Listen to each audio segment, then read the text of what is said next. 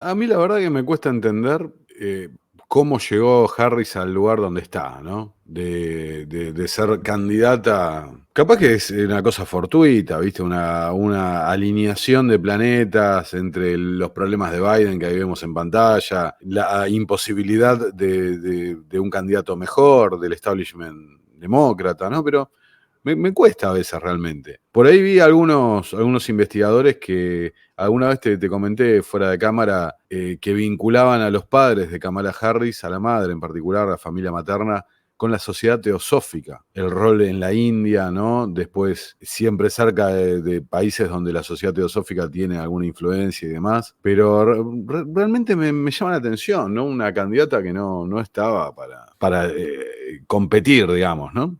No, tenés toda la razón.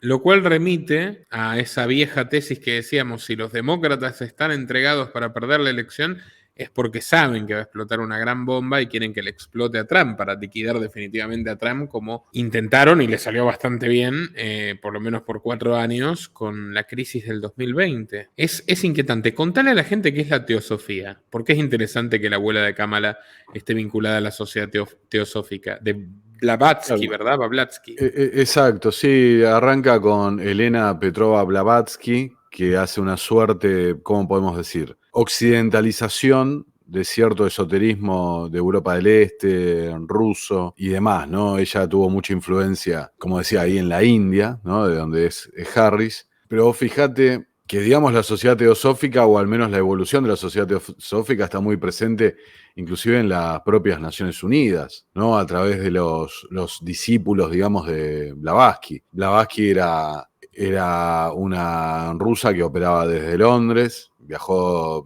por el mundo, hizo una obra bastante extensa, ¿no? Libros que son grandísimos. La Doctrina Secreta es el más conocido, son 6 tomos, si no me equivoco. Mirá, acá tenés de Matthew Crawford, ¿no? Se pregunta si Kamala Harris podría ser una candidata de Manchuria, ¿no?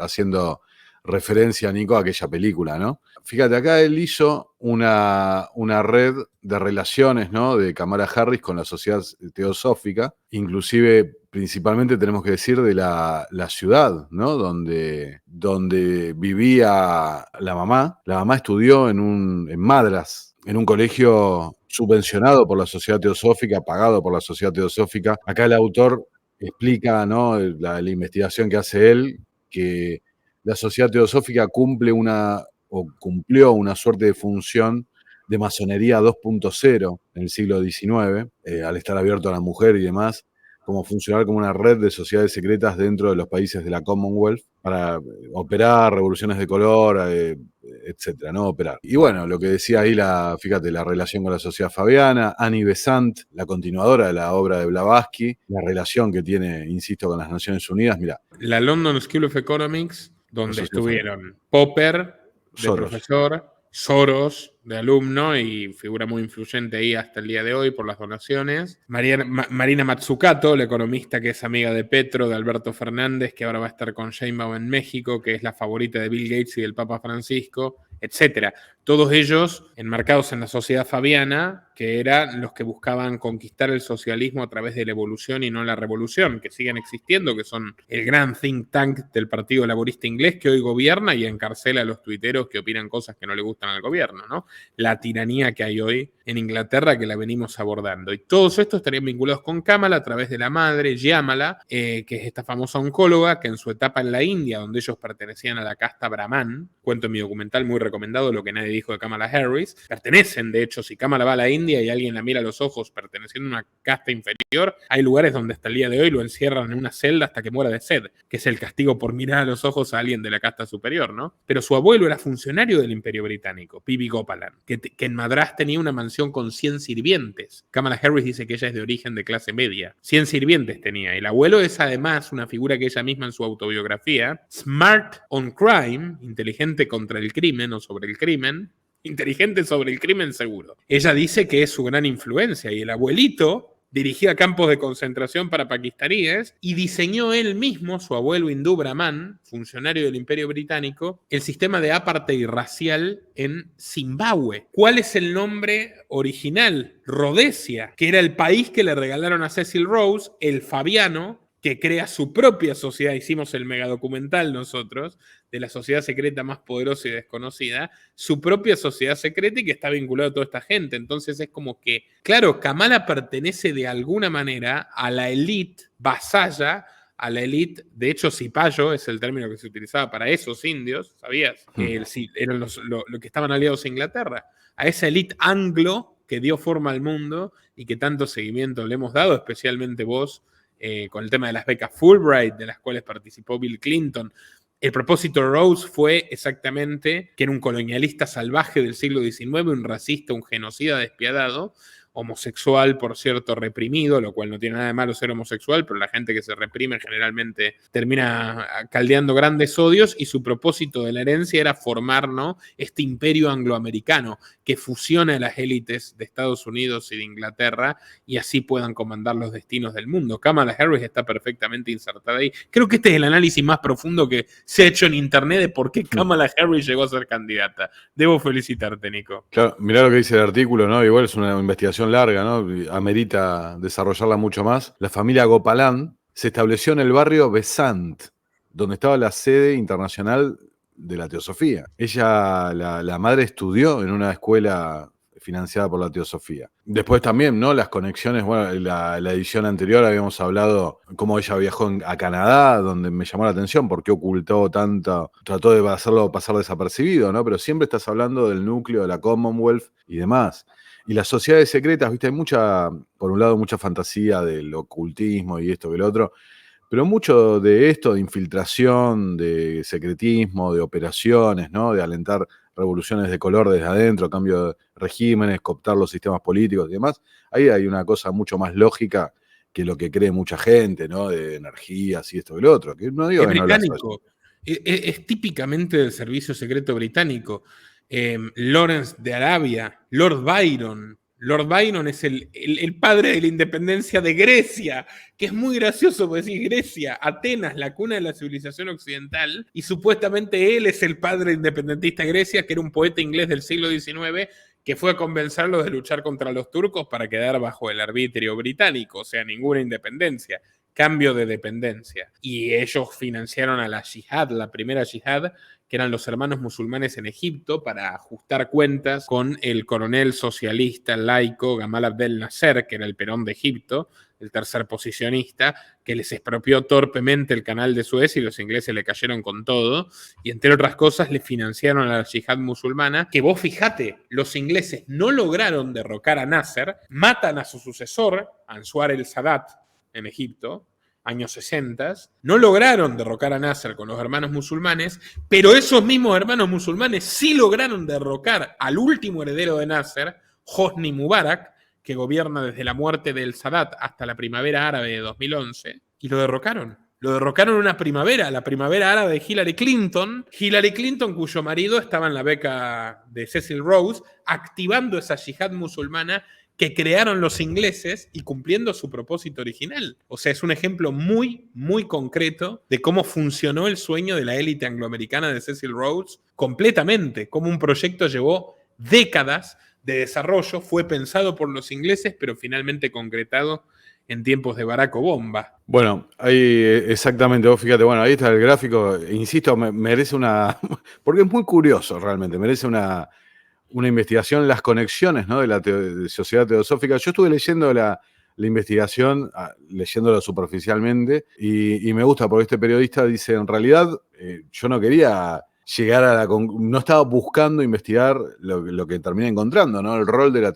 sociedad teosófica en la construcción del nuevo orden, bueno, etcétera, las Naciones Unidas y esto y lo otro. Estaba investigando otra cosa, el rol del Imperio Británico y demás. Muy, muy raro realmente, porque vos fíjate que alguno puede decir, bueno, son casualidades, digamos, ¿no? Por ejemplo, antes decíamos de los becarios Rhodes, las becas Rhodes basadas en el testamento de Cecil Rhodes, que Bill Clinton es el más famoso de los becarios Rhodes, ¿no? Chrystia Freeland, otra becaria Rhodes y demás. Ahora, mira lo que te voy a decir.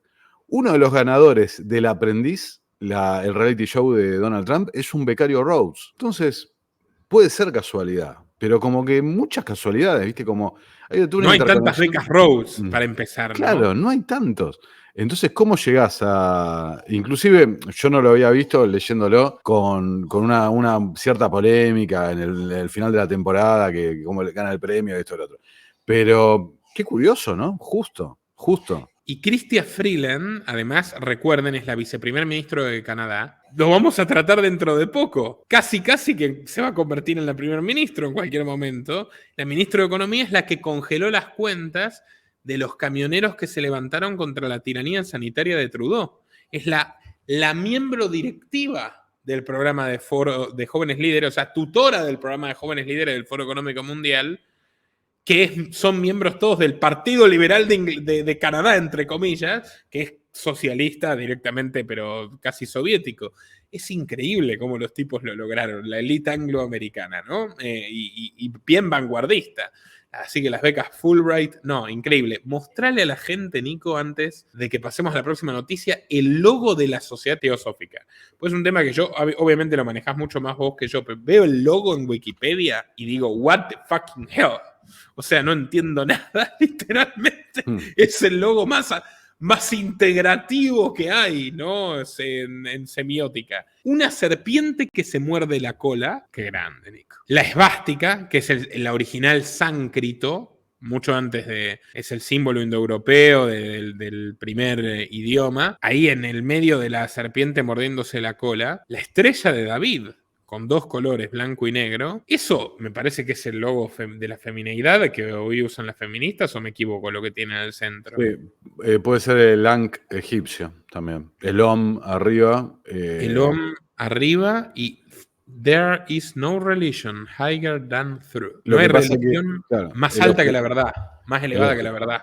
El objetivo de Blavatsky con la Sociedad Teosófica era crear una única, ¿no? Una única religión, un único gobierno, un único sistema económico, todo, una única religión que integrara todos los aspectos de las otras religiones. Impresionante. La religión que buscan, por ejemplo, el diálogo interreligioso de Bergoglio, la conferencia religiosa de la ONU, donde estaba el papá de Bukele, el gran referente musulmán de Centroamérica, Armando Bukele, que hacía negocios con la Unión Soviética, que financió la guerrilla asesina, y tantos más, ¿no? Que los rabinos sionistas, los evangélicos sionistas, Bergoglio, los católicos progres, que quieren terminar fusionando todo en una religión única global. Yo traje acá a este hombre de Saliendo de la Caverna, buen colega realmente, Pedro de Saliendo de la Caverna, que habló de estos temas, pero qué interesante, la verdad, ¿no? Cómo se nos escapó lo de Kamala Harris. Qué lindo que es investigar, Nico. Es que empezás a llegar a conclusiones bastante raras, ¿no? Antes hablábamos fuera de cámara de los lazos de Trump con Soros,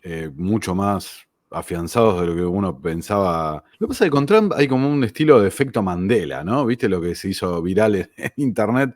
De que la gente no recuerda exactamente las cosas como fueron, ¿no? Yo creo que tiene mucho que ver con el shock, el impacto de lo que fue 2020. Entonces, hay muchas cosas que o se justifican, porque en el momento había muchos que tenían miedo y sentían que él estaba haciendo lo que tenía que hacer, y hay otros que como lo han convertido en que lo hizo Biden, ¿no? Y en realidad lo hizo Trump. Acá en pantalla lo que estás viendo es el cuarto de meditación de las Naciones Unidas, donado por el Lucis Trust, que es una evolución de la Sociedad Teosófica, ahora liderado por Anne Bailey en este momento, ¿no? Cuando constituyeron el Lucis Trust, basado en Lucifer, ¿no? Que es una BlackRock, ¿no? Una piedra negra. Ese es el cuarto de meditación de las Naciones Unidas. Acá, digamos, estás empezando a entrar en la madriguera del conejo, ¿no? Uno acá se aleja ya del día a día y hay otra agenda completamente diferente, pero los puntos se conectan. Ese es turbia.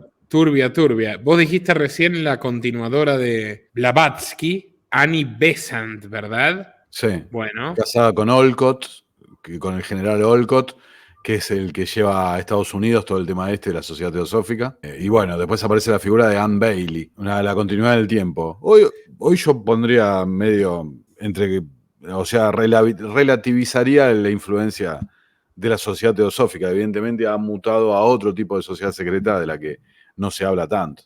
Bueno, pero Scott Bessent es lo que vos mencionás. Es el ex director de Soros Fund Management que coordina el plan de Soros exitoso para quebrar el Banco de Inglaterra. Igual es otro, ¿no? Esta es Annie Besant, el otro es Bessent. Se escribe distinto, pero es quien probablemente va a terminar siendo el secretario del Tesoro o el secretario de Comercio de Donald Trump, que vos vas a hacer un programa, hay que ir a verlo a Terapia Liberal, vamos a estar todos ahí. O sea, primero tiró la bomba Jamie Dimon, después coqueteó un poco con Larry Fink y termina apareciendo un tipo totalmente funcional a Soros, ¿no? Sí, obsceno. Pero inclusive su propia empresa financiada por Soros. ¿Pero dónde está? ¿Pero qué está haciendo Trump? Lo que me lleva a otra cosa, que también la estoy preparando en el Soros. O sea, mira, ¿cómo te lo puedo plantear? ¿Por qué es famoso Soros? Por el ataque al Banco de Inglaterra, el ataque contra la libra, la movida especulativa y esto y lo otro. El tema es que vos empezás a analizar ese evento y Soros no es el único especulador, ni el mayor especulador que se beneficia con esa operación contra el Banco de Inglaterra. Una operación, digamos, que facilitó también mucho el desarrollo monetario de la Unión Europea, ¿no? Pero naturalmente, Nico, o sea, siempre la idea fue, más allá de que el tipo ganó los 1.000 millones y pico en un día y todo, y la épica y demás, de haber puesto de rodillas a Inglaterra, era un mensaje mafioso. Inglaterra se oponía firmemente a la creación del euro y la quebraron. Y no solo la quebraron, sino que Inglaterra era el ejemplo de que se podía tener una moneda soberana más fuerte que el resto, por más que la libra ya era fiduciaria. Y fue a propósito, fue doblegarla como por ejemplo los norteamericanos, pero con la fuerza del imperio, doblegaron a De Gaulle cuando De Gaulle se resistía al patrón dólar y le armaron mayo del 68 y lo sacaron de juego. Pero antes de eso, lo cuenta el profesor Miguel Ancho Bastos en su conferencia Estasiología y Golpes de Estado, creo, los instrumentos económicos del imperio, creo que era esa. Antes de eso ellos hacen un ataque coordinado contra el franco para apreciar el marco alemán y hundir a la industria francesa. Y se sacan a De Gaulle de encima. Soros, no por cuenta propia, representando a mucha gente de poder, lleva adelante la jugada desde la élite globalista, pero sin ningún estado de por medio, para quebrar el Banco de Inglaterra, ahí en el 92, si no me acuerdo mal, 91, 92, que era el golpe exacto que necesitaban para forzar o terminar de empujar al resto de los países europeos a aceptar la moneda común, que era el gran plan globalista de conformación de la Unión Europea, que es lo que realmente hizo a Soros el hombre poderoso que es, porque antes de eso él solamente era influyente en esos países donde acababa de terminarse el comunismo, tras la caída del muro de Berlín, la Universidad de Centro Europa, etc. Trabajaba con, por ejemplo, Donald Blinken, el padre de Anthony Blinken, actual secretario de Estado, que en esa época Donald Blinken era embajador en Hungría, si no me acuerdo mal, de Bill Clinton, y de hecho la Universidad Centroeuropea de Soros se llama Universidad Donald Blinken, en honor a él. Pero a partir del golpe al Banco de Inglaterra, él se convierte en el tipo de la magnitud de poder que tiene, él amplifica su lobby, él incluso convierte a la Fundación Soros en The Open Society Foundations, que es todo en plural, pues ya se maximaliza sus ambiciones, ¿no? Muy interesante. Sí, fíjate acá también un artículo con el que estoy trabajando que dice, ¿no? El periodista Lord William Rees-Mogg fue el encargado de, digamos, instalarlo a Soros en los medios cuando fue el ataque contra la libra esterlina en el año 92, ¿no? Ahora, confidente de la familia real, amigo cercano y socio comercial de Lord Jacob Rothschild, ¿no? Mirá qué pequeño es el mundo. Y después se explica, ¿no? el artículo, lo que decía, que en realidad Soros ciertamente actuó, lucró, especuló, pero ni de casualidad fue el más importante, pero sin embargo fue el único que decidió pasar a la exposición pública. O sea, ser el rostro del ataque contra el Banco de Inglaterra. Entonces ponía de ejemplo acá el artículo que bancos, el Banco Morgan, bancos occidentales, estadounidenses, habían jugado también. Y sin embargo, no se supo, no se trató. Los medios se centraron únicamente en la figura de Soros. Y acá en el artículo señala cómo otro periodista, que se ve que le estaba llamando la atención la jugada. Ves, mira, JP Morgan Co. y su filial Morgan Stanley fueron encontrados cómplices del ataque contra la libra. Este otro periodista, bueno, que lo tenemos que buscar, decía que después había llamado mucho la atención, cuando ya Soros se había convertido en una celebridad, las operaciones que hacía con los Rothschild. Los Rothschild vendían oro y Soros salía en los medios recomendando la compra de oro, ¿no? Entonces, ¿cuál es la función, no? ¿Cuál es el rol? Bueno, como decimos siempre, es un club grande, nosotros no pertenecemos acá y hacen esto, ¿no? Aplican, manipulan el mercado, etc. Bueno, lo tendría que buscar. Fíjate, Lord Rees-Mogg, confidente de los Rothschild, elogió al señor Soros llamándolo el inversionista más brillante del mundo en una columna del año 93. Como resultado, la gente empezó a observar al señor Soros y lo que hace para ganar dinero. Soros ha centrado su atención en el oro, publicaba este mismo periodista en el año 93. Lo que llevaba a la gente a comprar oro y demás, lo que nos decían que los Rothschild eran los que estaban vendiendo ese oro. Vamos a volver igual, ¿no? La vida de Soros. Yo espero ahora que mi gran documental del 2025, o sea, mi documental que más me enorgullece del 2024 es el de Assange. Bueno, espero que el 2025 me enorgullezca el trabajo de Soros, que son muchos años también juntando estas cosas. Vos pensás que Soros se educa en Inglaterra. Soros nace en Hungría. Es el primer hablante nativo de Esperanto del mundo. Es el primer niño que le enseñan. De hecho, George Soros, que si no recuerdo mal significa algo así como El Salvador, Soros, en esperanto, palabra capicúa, bueno, es el seudónimo que elige su padre Schwartz. Soros nace como Georgi Schwartz, que era un fanático del esperanto, que era este proyecto de lengua artificial única mundial para terminar con los idiomas y la Torre de Babel, ¿no? Y era un prestamista y un usurero, el padre, que tranza con los nazis para entregar a sus clientes y parientes judíos. Termina entregando sus clientes judíos a los nazis y los datos concretos de su patrimonio, de su dinero, de sus joyas, para ganarse la salida y que les respeten su propio patrimonio. Soros se educa en Inglaterra, en la London School of Economics, incorpora los conceptos de Popper profundamente paradójicos de sociedad abierta. Pues la paradoja de Popper es decir, bueno, para evitar que haya comunistas y nazis, tenemos que prohibir a los comunistas y los nazis, como lo harían los comunistas y los nazis con nosotros. Esa es la paradoja profundamente hipócrita, ¿no? De ese pseudo-liberalismo británico del siglo XX. Y Soros la hace suya, que es todo lo que nos están aplicando ahora Cámara y compañía, en materia de censura, regulación de redes sociales, etcétera, etcétera, ¿no? Pero es interesante Soros luego cómo termina destruyendo Inglaterra, que es el país donde él creció.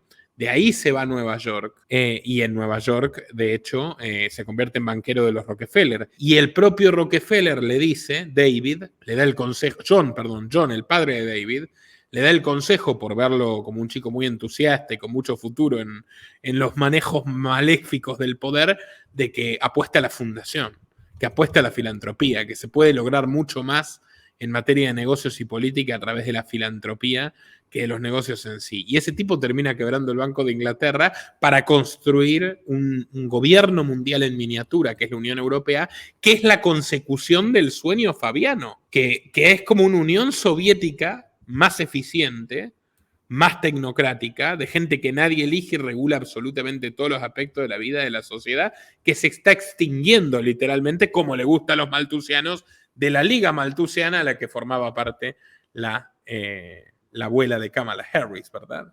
¿Qué cosa más interesante nos salió este programa? No, es que esto de locos, mirá.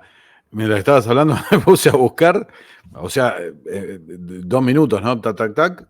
Aparece el libro de René Guénon, esoterista súper conocido francés, su libro sobre la sociedad teosófica, y donde habla el interés por el esperanto y su difusión demostrado por los teosofistas, al igual que por los masones, merece ser señalado especialmente. Este movimiento tiene relaciones también con el del escutismo, y por otra parte la Asociación de la Paz por el Derecho ha creado una biblioteca esperantista pacifista.